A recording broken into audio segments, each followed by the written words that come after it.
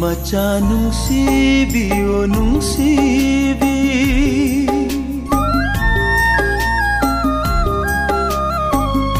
migi macha nungsibi o nungsibi, thamoy masakhang biro ing natap na thangliba khong thang na, nungsi mai kai pang lasi panthung tam na satlasi, migi macha nungsibi o nungsibi.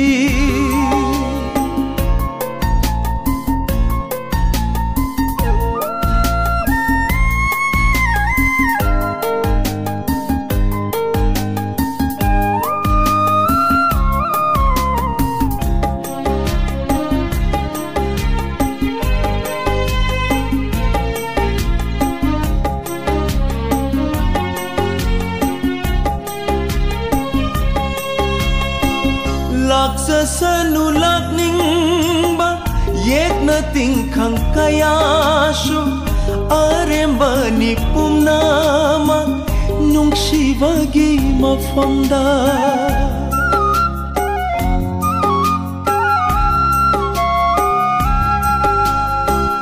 lep li va khong phong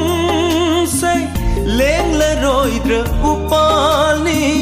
na ning tam na yet piro uri oina nahak na, migi macha nungsibi o nungsibi,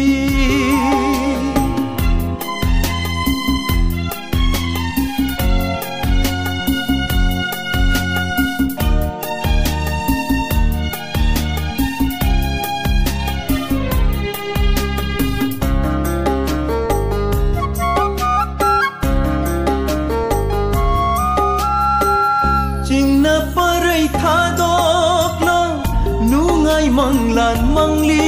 ngai ai gi nak te lai ri ngai di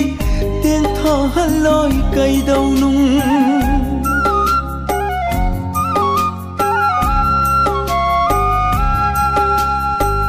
yom sin kra ba ka yom ni jet na pun bali pun ni nang gi ai gi nung si ba nong dam ba gi khudol ni,